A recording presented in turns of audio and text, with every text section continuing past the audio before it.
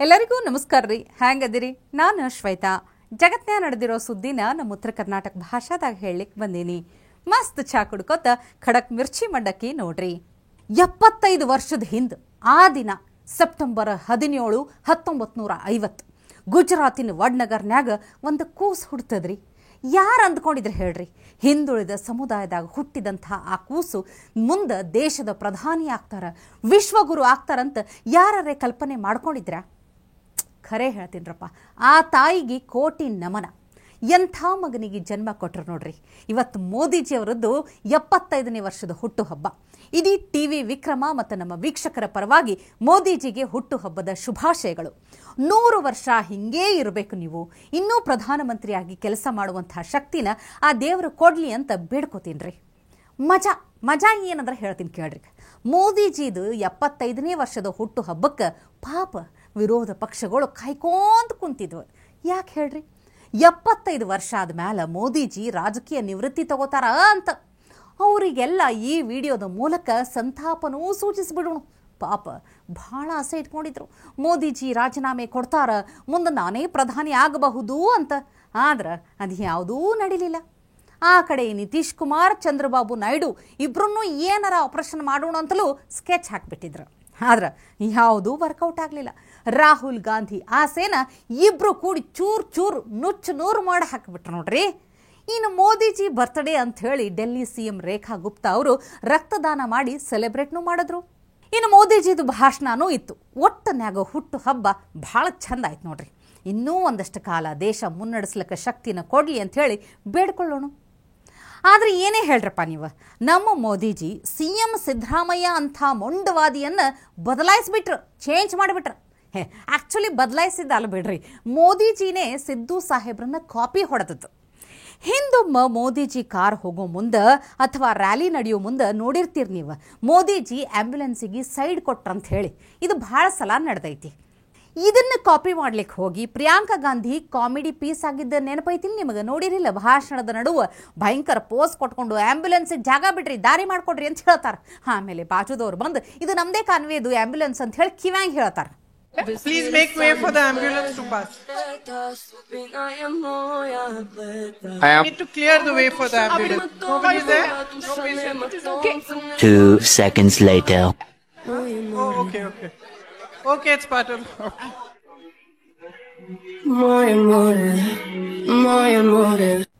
ಎಲ್ಲರ ಮುಂದೆ ಪ್ರಿಯಾಂಕಾ ಗಾಂಧಿಯವರ ಮಾನ ಮರ್ಯಾದೆ ಎಲ್ಲ ಭಾಳ ಖಜೀಲಾಗಿ ಹೋಗ್ಬಿಡ್ತಾರೆ ಬಿಡ್ರಿ. ಈಗ ನಮ್ಮ CM ಸಿದ್ದರಾಮಯ್ಯನವ್ರನ್ನು ಅದನ್ನ ಮಾಡ್ಯಾರ ನೋಡ್ರಿ. ಇದು ನಿಮ್ಗೆ ಎಲ್ಲಿ ಬೇಕು? ಅವ್ರ ಗಾಡಿ ನಿಲ್ಸಿ ನಮ್ಮ ಗಾಡಿ ಕೊಟ್ರ ಇರ್ಲಿ ಬಿಡ್ರಿ, ಫಾಲೋನಾರ ಮಾಡಲಿ, ಅವರೇ ಯಾರ ಸ್ವಂತಾಗಿ ಮಾಡಲಿ, ಒಟ್ಟನ್ಯಾಗ ಚಲೋ ಕೆಲಸ ಅಂತೂ ಮಾಡ್ಯಾರಲ್ಲ, ಅಷ್ಟು ಸಾಕು ಬಿಡ್ರಿ. ಆದರೂ ನಮ್ಮ ಸಿದ್ದರಾಮಯ್ಯನವ್ರು ಹೆಂಗಂತ ಅರ್ಥನೇ ಆಗವಲ್ದು ನೋಡ್ರಪ್ಪ. ಘಳಗಿಗೆ ಒಂದೊಂದು ಟೈಪ್ ಮಾತಾಡ್ತಾರೆ. ಅಲ್ಲ, ಮೊನ್ನೆ ನೋಡಿದ್ರೆ ಸಾಬ್ರದ್ದು ಈದ್ ಹಬ್ಬಕ್ಕೆ ಹೋಗಿ ಅವ್ರದ್ದು ಟೋಪಿ ಹಾಕ್ಕೊಂಡು ನಿಮ್ಮದು ಪೀಸ್ ಸಮುದಾಯ ಅಂತ ಅಂದಿದ್ದು. ಅಂದ್ರೆ ಇಸ್ಲಾಂ ಶಾಂತಿಯ ಸಮುದಾಯ ಅಂತ ಹೇಳಿದ್ರು. ಮೋಸ್ಟ್ಲಿ ಈ ಶಾಂತಿ ಅಂದ್ರೆ ಇಂಗ್ಲೀಷ್ನಾಗ ಪೀಸ್ ಅಂತಾರೆ ನೋಡ್ರಿ. ಪೀಸ್ ಅಂದ್ರೆ 2 ಥರದ ಪೀಸ್ ಅದಾವ್ರಪ್ಪ ಇಂಗ್ಲೀಷ್ನಾಗ. ಒಂದು ಶಾಂತಿ ಅಂತ ಅರ್ಥ ಬಂದರೆ, ಇನ್ನೊಂದು ಪೀಸ್ ಎಲ್ಲ ಪೀಸ್ ತುಂಡು ಅಂತಾರಲ್ಲ, ಹಂಗೆ. ನನ್ನ ಪ್ರಕಾರ ಸಿದ್ದರಾಮಯ್ಯನವ್ರು ಹೇಳಿದ್ದು ಈ 2ನೇ ಪೀಸ್ ಇರಬೇಕು. ತುಂಡು ಮಾಡೋದ್ರಾಗ ಭಾಳ ಫೇಮಸ್ ಅದಾರಲ್ಲ, ಅದಕ್ಕೆ ಹೇಳಿರ್ಬೇಕು. ಅದೇ ಈಗ ನೋಡಿದ್ರೆ ಇನ್ನೊಂದು ಕಡೆ ಬಹುಸಂಖ್ಯಾತರು ಭಾಳ ಎಚ್ಚರಿಕೆಯಿಂದ ಇರಬೇಕು ಅಂತ ಅಲ್ಲಿಕತ್ತಾರ. ಇಸ್ಲಾಂ ಅಂದರೆ ಶಾಂತಿ, ಇಸ್ಲಾಂ ಅಂದರೆ ಶಾಂತಿ, ಮೊಹಮ್ಮದ್ ಪ್ರವಾದಿ ಅಂದ್ರೆ ಶಾಂತಿ ದೂತ. ಬಹುಸಂಖ್ಯಾತ ಜನ ಇದಾರಲ್ಲ, ಅವರು ಎಚ್ಚರಿಕೆಯಿಂದ ಇರಬೇಕು. ಅಲ್ಪಸಂಖ್ಯಾತರು ಮಾಡ್ತಕ್ಕಂಥ ಕಿತಾಪತಿಗಳನ್ನ ಬಹುಸಂಖ್ಯಾತ ಜನ ತಡೆಗಟ್ಟತಕ್ಕಂಥ ಕೆಲಸವನ್ನ ಮಾಡಬೇಕು. ಅದು ಎಷ್ಟು ಜಲ್ದಿ ಉಲ್ಟಾ ಹೊಡ್ತೀರಿ ಸಿದ್ದರಾಮಯ್ಯನವ್ರೆ? ಮೊನ್ನೆ ನೋಡಿದ್ರೆ ಹಂಗ, ಇವತ್ತು ನೋಡಿದ್ರೆ ಹಿಂಗ. ನಾವು ಯಾವ್ದು ಖರೆ ಯಾವ್ದು ಸುಳ್ಳು ಹೆಂಗೆ ಅರ್ಥ ಮಾಡ್ಕೋಬೇಕಂತೀನಿ. ಈ ಬದಲಾವಣೆಗೆ ಕಾರಣ ನಿನ್ನೆದು ನಮ್ಮ ಮಿರ್ಚಿ ಮಂಡಕ್ಕಿನ ಹೆಂಗಂತ ನನಗೆ ಡೌಟ್. ನಿನ್ನೆ ವಿಡಿಯೋದಾಗ OIC ಅವರು ಸಿದ್ದರಾಮಯ್ಯನವರಿಗೆ ಆಫ್ಟರ್ ಆಲ್ ಒಂದು ಮಿನಿಸ್ಟರ್ ಅಂತ ಅಂದ್ರೆ ನೋಡ್ರಿ, ಅದನ್ನು ಹಾಕ್ದೇವಲ್ಲ, ಅದನ್ನು ನೋಡಿ ಏನಾರೇ ಮನ್ಸಿಗೆ ಹಚ್ಕೊಂಡ್ರ ಹೆಂಗೆ ಅಂತೀನಿ. ಇಲ್ಲ ಅಲ್ಲಿ ಏನಾರೇ ಗಿಮಿಕ್ ಮಾಡ್ಲಿಕ್ಕೆ ಹತ್ತಿದ್ರ? ನೀವು ಬಿಡ್ರಪ್ಪ, ಹಿಂದೂಗಳ ಪರ ಮಾತಾಡೋ ಮಂದಿನೇ ಅಲ್ಲಿ ನೀವು. ಆದರೂ ಇದೆಲ್ಲ ಹೆಂಗೆ ಅಂತ ಅರ್ಥನೇ ಆಗಲಾಗ್ಯದ. ಭಾಳ ಡೌಟ್ ಅಂತೂ ಬರ್ಲಿಕ್ಕತ್ತದ. ಆದರೂ ಸಿದ್ದರಾಮಯ್ಯ ಸಾಹೇಬ್ರೆ, ಅವತ್ತದು ಏನಂದ್ರಿ ನೀವು, ಇಸ್ಲಾಂ ಶಾಂತಿಯ ಸಮುದಾಯ ಅಂತನ. ನೋಡ್ರಪ್ಪ ನಿಮ್ಮ ಬಾಂಧವರು ಎಷ್ಟು ಫೀಸ್ ಅದಾರ ಅಂತ ಹೇಳಿ. मुसलमानों की जमीन है, मुसलमान रह जाएगा यहाँ पे, अपने इलाके में रहेगा हिंदू। मुसलमान के क्षेत्र में मुसलमान रहेगा। हाँ, मुसलमान रहेगा क्षेत्र में, हिंदू नहीं रहने का बस सिर्फ। मेरठ में हिंदू नहीं रहेगा है, मेरठ में हिंदू नहीं रहेगा, बस सिर्फ अपने इलाके में रहेगा हिंदू। इलाका क्या होता है? इलाका क्या होता है? इलाका होता है जो अपनी कॉलोनी में रहता है, बस सिर्फ अपनी कॉलोनी में। हमारे मुसलमान एरिया में नहीं लगेगा बस सिर्फ। हिंदू नहीं आना चाहिए। नहीं, हिंदू नहीं आने का। जो योगी हो मोदी हो, जब से इन्होंने सबसे सरकार आई ना, जब से मुसलमान को परेशान कर रखा है। क्या है प्रधानमंत्री? जिसके पास अल्लाह की पावर है, दुनिया में सब कुछ है। मेरे पास अल्लाह की पावर है, बस ऐसी दुआ पढ़ूंगा जैसे अल्लाह ताला ने आमिर को तबाह करा ना। हम अपने अल्लाह को मानते हैं, मिन अल्लाह मिन अल्लाह मिन अल्लाह मिन अल्लाह। ಈ ಮುಲ್ಲಾ ಏನು ಹೇಳ್ತಾನಂತ ಅರ್ಥ ಆಯ್ತಾ ನಿಮಗೆ? ಅವನಿಗೆ ಅಲ್ಲಾ ಪವರ್ ಅದಂತ, ಇಡೀ ಜಗತ್ತಿಗೆ ಅಲ್ಲಾನೇ ಗ್ರೇಟ್ ಅಂತ. ಮೋದಿ ಯೋಗಿನೂ ಏನೂ ಅಲ್ಲ ಅಂತಾನ. ನಮ್ಮಲ್ಲಿ ಒಬ್ಬರು ಹಿಂದೂ ಆದವರು ಈ ಥರದ ಮಾತಾಡ್ಯಾರೇನು, ಕೇಳಿರೇನು ನೀವು ಎಂದರೆ? ನಮ್ಮಲ್ಲಿ ಯಾರೂ ಸಂವಿಧಾನಕ್ಕಿಂತ ಧರ್ಮ ಗ್ರೇಟ್ ಅಂತ ಅನ್ನೋದೇ ಇಲ್ಲ. ಆದರೆ ಇವರು ಯಾವತ್ತೂ ಇಸ್ಲಾಂ ಮತ್ತು ಅಲ್ಲಾಗಿಂತ ಬೇರೆ ಯಾರೂ ಇಲ್ಲ ಅಂತಲೇ ಹೇಳೋದು. ಆದರೂ ಈ ಪ್ರಿಯಾಂಕ್ ಖರ್ಗೆ ಅಂಥವ್ರದ್ದು ಅವರಿಗೆ ಸಪೋರ್ಟ್ ನೋಡ್ರಿ, ಮತ್ತು ಸಂವಿಧಾನದ ಪಾಠ ಬೇರೆ ಮಾಡ್ತಾರೆ. ಅಬ್ಬಬ್ಬಾ, ನಮ್ಮ ಕರ್ನಾಟಕದಾಗ ಒಂದಿಷ್ಟು ಮಂತ್ರಿ ಮತ್ತು ಶಾಸಕರದಾರ್ರಿ, ಒಂದೊಂದು ಮುತ್ತುಗಳು ನೋಡ್ರಪ್ಪ.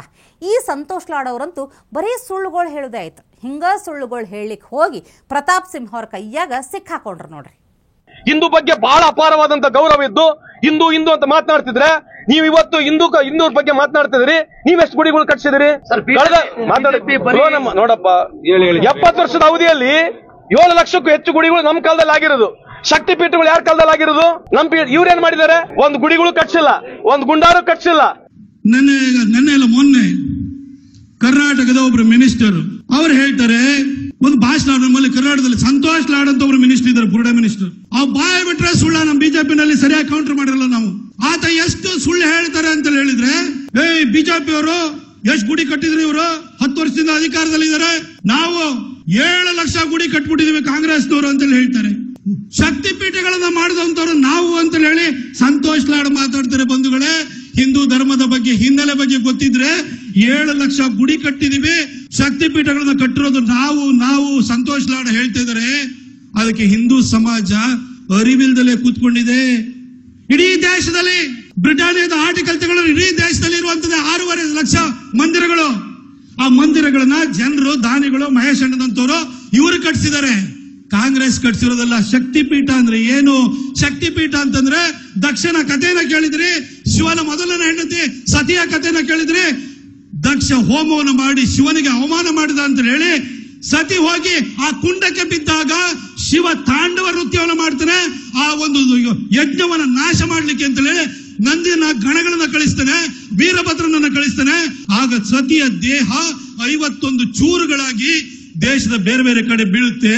ಅದು ಮಧುರೈನಲ್ಲಿ ಮೀನಾಕ್ಷಿ ಇದೆ, ಕಾಶಿಯಲ್ಲಿ ವಿಶಾಲಾಕ್ಷಿ ಇದೆ, ಇಲ್ಲೇ ಕೊಲ್ಲಾಪುರದಲ್ಲಿ ಮಹಾಲಕ್ಷ್ಮಿ ಇದ್ದಾಳೆ, ಅದೇ ರೀತಿಯಲ್ಲಿ ನಂದಿನಿ ಇದ್ದಾಳೆ, ಕಪಾಲಿನಿ ಇದ್ದಾಳೆ, ತಾಯಿ ಚಾಮುಂಡೇಶ್ವರಿ ಇದ್ದಾಳೆ. ಹೀಗೆ 51 ಶಕ್ತಿ ಪೀಠಗಳಿಗೆ 1000 ವರ್ಷದ ಹಿನ್ನೆಲೆ ಇದೆ. ಇವನ್ ಯಾರೋ ಸಂತೋಷ್ ಲಾಡೋ ಬಂದು ಬುರುಳೆ ಬಿಡ್ತಾನೆ. ನಮ್ಮ ಹಿಂದೂ ಸಮಾಜ ಅದನ್ನ ಪ್ರತಿರೋಧವನ್ನು ಒಡ್ಡಲ್ಲ. ಯಾಕೆಂದ್ರೆ ನಾವು ಒಗ್ಗಟ್ಟಾಗಿಲ್ಲ. ಇವರನ್ನೆಲ್ಲ ನೋಡ್ಕೊಳ್ಳಿಕ್ಕೆ ಇದು ಒಂದು ಸಿಂಹ ಸಾಕಂತೀನಿ ನಾನು. ನಮ್ಮ ಸರ್ಕಾರ ಮಾತ್ರ ಅರ್ಥನೇ ಆಗೋದಿಲ್ಲ ನೋಡ್ರಿ. ಖರೆ ಹೇಳಿದಂಥ ಹಿಂದೂಗಳನ್ನ ಜೈಲಿಗೆ ಹಾಕ್ತಾರೆ, ಆದರೆ ಯಾರೋ ಮಾತಾಡಿದ್ದನ್ನು ಎಡಿಟ್ ಮಾಡಿ ಸುಳ್ಳು ಹಬ್ಸೋರನ್ನ ಮಾತ್ರ ಏನೂ ಮಾಡಂಗಿಲ್ಲ. ಯತ್ನಾಳ್ ಅವ್ರದ್ದು ವಿಡಿಯೋನ ಎಡಿಟ್ ಮಾಡಿ ಯಾವ ಥರ ಅಜೆಂಡಾ ಮಾಡಿದ್ರೆ ನೋಡ್ರಿ ಒಂದ್ಸಲ. ಸಾಮಾನ್ಯ ಒಬ್ಬ ದಲಿತ ಮಹಿಳೆಗೂ ಅದಕ್ಕೆ ಅಧಿಕಾರ ಇಲ್ಲ. ಚಾಮುಂಡಿ ದೇವಿ ಮೇಲೆ ಹೂವು ಹಾಕೋರು ಅವರು ಸನಾತನ ಧರ್ಮೀಯರೇ ಇರ್ಬೇಕು. ಸಾಮಾನ್ಯ ಒಬ್ಬ ದಲಿತ ಮಹಿಳೆಗೂ ಅದಕ್ಕೆ ಅಧಿಕಾರ ಇಲ್ಲ. ಸಾಮಾನ್ಯ ಒಬ್ಬ ದಲಿತ ಮಹಿಳೆಗೂ ಆದ್ರೆ ಚಾಮುಂಡಿ ದೇವಿ ಮೇಲೆ ಹೂವು ಹಾಕೋರು ಅವರು ಸನಾತನ ಧರ್ಮೀಯರೇ ಇರ್ಬೇಕು. ಸಾಮಾನ್ಯ ಒಬ್ಬ ದಲಿತ ಮಹಿಳೆಗೂ ಅದಕ್ಕೆ ಅಧಿಕಾರ ಇಲ್ಲ. ಸಾಮಾನ್ಯ ಒಬ್ಬ ದಲಿತ ಮಹಿಳೆಗೂ ಅದಕ್ಕೆ ಅಧಿಕಾರ ಇಲ್ಲ. ಸಾಮಾನ್ಯ ಒಬ್ಬ ದಲಿತ ಮಹಿಳೆಗೂ ಅದಕ್ಕೆ ಅಧಿಕಾರ ಇಲ್ಲ. ಪ್ರಿಯಾಂಕ್ ಖರ್ಗೆ ಅವರೇ, ಈಗ ಎಲ್ಲಿ ಹೋಯ್ತಪ್ಪ ನಿಮ್ಮ ಫ್ಯಾಕ್ಟ್ ಚೆಕ್ ಟೀಮು? ಸಿದ್ದರಾಮಯ್ಯನವರೇ, ಈ ಥರ ವಿಡಿಯೋನ ತಿರುಚಿ ಸುಳ್ಳು ಹಬ್ಬಿಸ್ಲಿಕ್ಕೆ ತರಲ್ಲ, ಅವ್ರನ್ನ ಯಾವಾಗ ಅರೆಸ್ಟ್ ಮಾಡ್ತೀರಿ? ನಂಗೆ ಗೊತ್ತು ಬಿಡ್ರಿ, ಇವ್ರು ಮಾಡೋದಿಲ್ಲ. ಪಾಕಿಸ್ತಾನ ಜಿಂದಾಬಾದ್ ಅಂತ ಅಂದವ್ರಿಗೇನೆ ಕ್ಲೀನ್ ಚಿಟ್ ಕೊಟ್ಟವ್ರು ಇವರು. ಇನ್ನು ಇವ್ರನ್ನ ಏನು ಮಾಡ್ತಾರೆ ಹೇಳ್ರಿ? ಆದರೂ ಈ ಕಾಂಗ್ರೆಸ್ ಮತ್ತು ಪಾಕಿಸ್ತಾನಕ್ಕಿರೋ ಸಂಬಂಧ ಏನಂತ ನನಗೆ ಅರ್ಥನೇ ಆಗಲ್ಲಾಗ್ಯದ ನೋಡ್ರಿ. ಮೊನ್ನೆ ಕ್ರಿಕೆಟ್ ಮ್ಯಾಚ್ ನಡೀತಲ್ಲ, ಅದಾದಮೇಲೆ ಇಡೀ ಇಂಡಿಯಾ ಮಾಡಿದ್ದು ನೋಡಿ ಎಷ್ಟು ಖುಷಿ ಪಟ್ಟರು. ಪಾಕಿಸ್ತಾನಕ್ಕಂತೂ ತಡ್ಕೊಳಕ್ಕೆ ಆಗಲಿಲ್ಲ, ಹಂಗೆ ಮಾಡಿದ್ರು. ಆದರೆ ಶಾಹಿದ್ ಅಫ್ರಿದಿ ಅನ್ನೋ ಪಾಕಿಸ್ತಾನದ ಕ್ರಿಕೆಟರ್ ಮೀಡಿಯಾ ಡಿಸ್ಕಷನ್ನಾಗ ಕುಂತ್ಕೊಂಡು ಭಾರತದ ಪ್ರಧಾನಿ ರಾಹುಲ್ ಗಾಂಧಿ ಆಗಿರಬೇಕಾಗಿತ್ತು ಅಂತ ಹೊಗಳ್ತಾರೆ. जैसे राहुल गांधी की अगर मैं बात करूं, राहुल गांधी बहुत पॉजिटिव माइंडसेट वाला आदमी है. वो डायलॉग्स के जरिए वो हर एक के साथ चलना चाहता है दुनिया के साथ. ಅಂದ್ರೆ ಏನು ಅರ್ಥ ಹೇಳ್ರಿ? ರಾಹುಲ್ ಕಂಡ್ರ ಪಾಕಿಸ್ತಾನದವ್ರಿಗೆ ಏನು ಪ್ರೀತಿ ಒಂದೂ ಅರ್ಥ ಆಗೋದಿಲ್ಲ ನೋಡ್ರಪ್ಪ. ಖರೆ ಹೇಳ್ತೀನಿ, ರಾಹುಲ್ ಗಾಂಧಿ ಬಗ್ಗೆ ಇರುವಂಥ ಪ್ರಶ್ನೆಗಳು ಒಂದೆರಡು ಅಲ್ಲ, ಆದ್ರೆ ಅದು ಯಾವುದಕ್ಕೂ ಉತ್ತರ ಅಂತೂ ಸಿಗುವುದೇ ಇಲ್ಲ. ಕಡಿದಾಗಿ ನಮ್ಮ ಹಿಂದೂ ಹೆಣ್ಮಕ್ಳಿಗಾಗಿ ಒಂದು ವಿಡಿಯೋ ಐತಿ, ನೋಡಿಬಿಡ್ರಿ. ಮೇರಾ ಅಬ್ದುಲ್ಲಾ ಅಲಗ್ ಹೇ, ನನ್ನ ಅಬ್ದುಲ್ಲಾ ಎಲ್ಲರಂತಲ್ಲ ಅಂಥೇಳಿ ಅಬ್ದುಲ್ಲಾ ಹಿಂದೆ ಓಡಾಡ್ತಿರ್ಲ, ಇದನ್ನ ಒಂದ್ಸಲ ನೋಡ್ಬಿಡ್ರಿ. हिंदू से नफरत ये कुरान नहीं कहता, भारत की मस्जिदें तोड़ो ये श्री राम नहीं कहता, रोटी का कोई धर्म नहीं होता और पानी की कोई जात नहीं होती, जहाँ इंसानियत हो जिंदा वहाँ मौसम की बात नहीं होती. किसी को लगता है हिंदू खतरे में है और किसी को लगता है मुसलमान खतरे में है. धर्म का चश्मा उतार के देखो दोस्तों, हमारा हिंदुस्तान खतरे में है. इस तरीके से लोग बोलते थे कि ये जिहादी है, मुसलमान है, ये कभी सच्चा नहीं है, आपको एक ना एक दिन छोड़ेगा. मैं नहीं मानती, कभी नहीं मानती थी, आज भी नहीं मानती हूँ कि हिंदू मुसलमान कुछ होता. मेरा पति है, मेरे से जबरदस्ती करता था, मना करने पे बोलता था बीवी हो, तुम्हारे साथ जबरदस्ती नहीं करूंगा तो किसके साथ करूंगा. मुझे इन लोगों ने मुस्लिम बनने के लिए भी मजबूर किया. मैं बेवकूफ लड़की, मैं मुस्लिम बनने तक के लिए तैयार हो गई. अगर मुझे ऐसे मेरा प्यार मिलेगा तो मैं मुस्लिम भी बन जाऊंगी. मेरा दिल जानता है ना कि मैं एक इंसान हूँ, ये हिंदू मुसलमान कुछ नहीं होता. लेकिन अगर शादी के लिए, कोर्ट मैरिज के लिए अगर मुझे ऐसा करना पड़े तो मैं उस चीज के लिए भी राजी हो गई.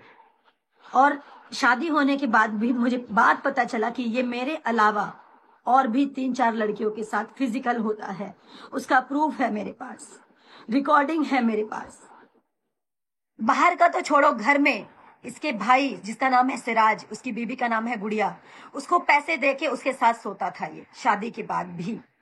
वो औरत मुझे खुद बताई थी कि ये मेरे साथ शोषण करता है. इनका साथ सिर्फ वही देगा जो जिहादी लोग होंगे. मैं नहीं मानती थी कि जिहादी होता है कुछ, लेकिन ये सच में जिहादी निकला, ये सच में जिहादी निकला. ಇದನ್ನು ನೋಡಿದ ಮೇಲೆ ಯೋಚನೆ ಮಾಡ್ಬೇಕಪ್ಪ. ಖರೆ ಹೇಳಲಿಕ್ಕತ್ತೀನಿ, ಇದಕ್ಕಿಂತ ಹೆಚ್ಚಿಗೆ ನಾ ಹೇಳಲಿಕ್ಕೆ ಹೋಗುದಿಲ್ಲ. ಇವತ್ತಿಗೆ ಸುದ್ದಿ ಸಾಕಲ್ಲ, ನಾಳೆ ಇಂಥವೇ ಮತ್ತೊಂದಷ್ಟು ಸುದ್ದಿ ತರ್ತೀನಿ. ಚಹಾ ಇಟ್ಕೊಂಡು ಮಿರ್ಚಿ ಮಂಡಕ್ಕಿ ನೋಡ್ಲಿಕ್ಕೆ ಕಾಯ್ಕೊಂಡಿರ್ರಿ. ಟಿವಿ ವಿಕ್ರಮ, ದೇಶ ನಿಮ್ಮ ಕೈಯಲ್ಲಿ. ಈ ಕಾರ್ಯಕ್ರಮ ನಿಮಗೆ ಇಷ್ಟ ಆಗಿದ್ದಲ್ಲಿ ಲೈಕ್, ಶೇರ್ ಹಾಗೂ ಕಮೆಂಟ್ ಮಾಡಿ. ಟಿವಿ ವಿಕ್ರಮದ ಕಾರ್ಯಕ್ರಮಗಳನ್ನು ನಿರಂತರವಾಗಿ ವೀಕ್ಷಿಸಲು ಸಬ್ಸ್ಕ್ರೈಬ್ ಮಾಡಿ, ಬೆಲ್ ಐಕನ್ ಒತ್ತಿ.